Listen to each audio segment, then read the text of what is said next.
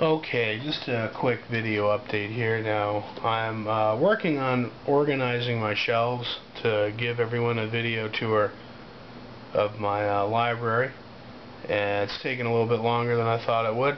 There's a lot of disorder at the moment, so for the time being I figured I'd show a recent arrival of some tapes from Greece that I just bought from a seller on eBay. He uses the name Deathland, have a long buying relationship with him, great guy. And this week we were able to get a copy of Alien from the Deep by Antonio Margheriti, an Alien ripoff from 1989 with Charles Napier. Now, I'd already had a German-made DVD of this.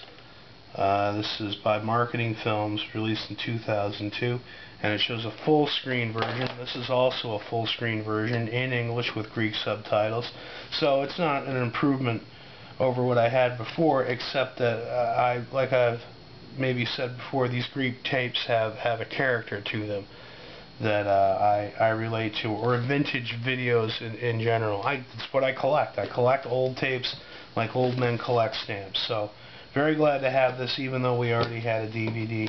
Maybe I can trade this to someone or something to that extent. Although it's a Margheriti film, and I collect Margheriti in specific. He's my favorite of the Italian genre directors. And I managed to cop a spaghetti western of his, The Stranger and the Gunfighter.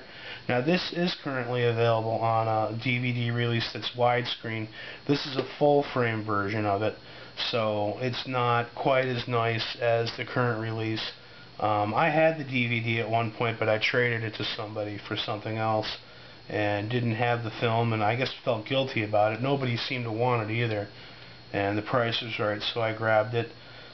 Interesting mix of kung fu and spaghetti western themes with Lee Van Cleef and Lo Lei. I guess he was a kung fu star at some point, not sure, but glad to have it in my collection. Moving right along, this is a wonderful score of the Magnificent Texan, starring one of my heroes, Glenn Saxon, a person who I actually had the pleasure of getting to know through an email correspondence last year. And as with the other film, I had already had a German-made DVD of it. This is a nice widescreen version of it with an English language audio option. And as you can maybe see, maybe you can't, I actually got Glenn to autograph it for me last fall, one of my prized possessions. But nobody seemed to want this tape either, so I grabbed it, even though it's a full-screen version of it. It's not quite as nice as this, but it's a vintage tape, and once again, that's what I collect. And it kind of makes me think, you know, one of the things people should look for if they also collect vintage tapes, first thing you do, pop it right open, take a feel of the tape. In the 80s, this was probably made in 82, maybe 86 at the latest. In the 1980s, the VHS hub construction was a lot sturdier than it is now. These days, they're kind of flimsy. This was made to be a rental tape that would be seen by people who maybe either don't know or don't care how to care for a videotape. So it's made to take a bit more abuse than just a regular store-bought tape that you go and get at the drugstore. So when you open it up, feel it, see if it's a little bit heavy.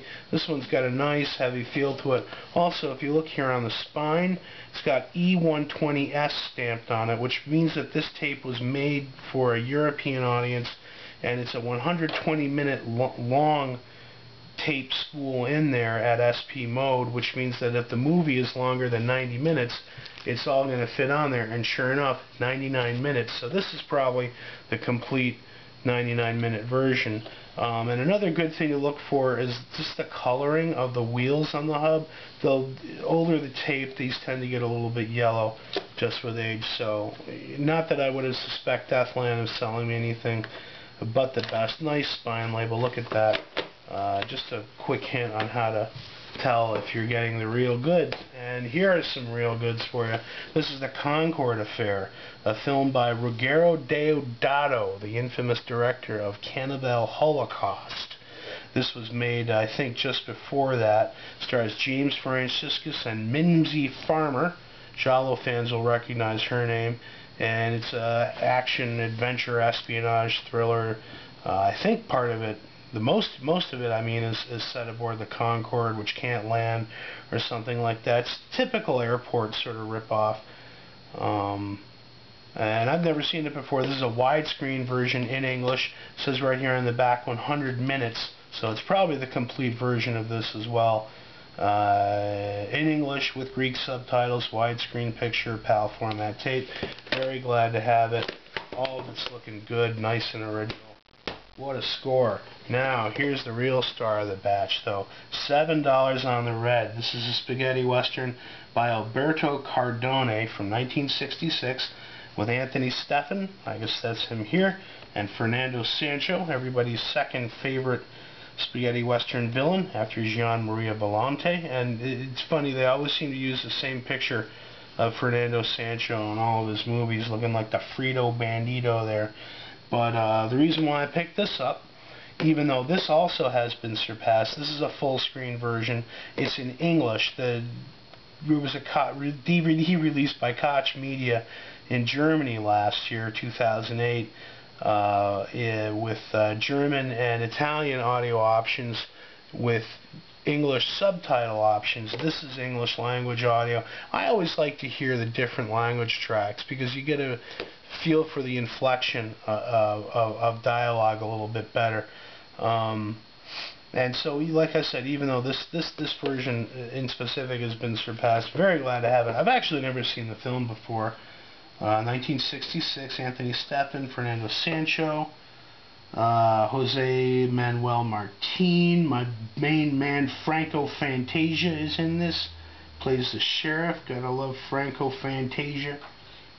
Fortunato Arena, he's in everything, I swear to God. And then Helena Zaluska, one of Anthony Margariti's favorite supporting female players. She looks great in a crash helmet, and she's in basically all of his science fiction films from the 1960s, and I think she's in The Long Hair of Death as well, and I think she's probably also in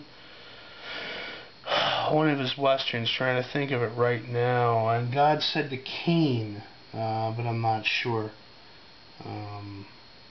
But directed by Alberto Cardone, music by Francesco De Masi, camera operator Gino Santini. Now, Alberto Cardone, he's somewhat important. He was one of the second unit directors of the Italian studio that helped United Artists make Ben-Hur in 1959, and he was also an assistant director to Roger Vadim when he made Barbarella.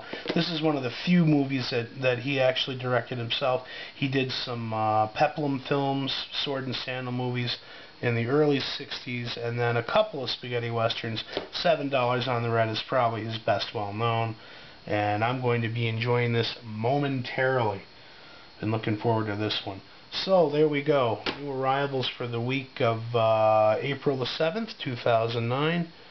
And work on the shelves so that we can give you a video tour of the different parts of my library here. And if you have any questions, feel free to ask. Comment, subscribe, and we'll catch you soon.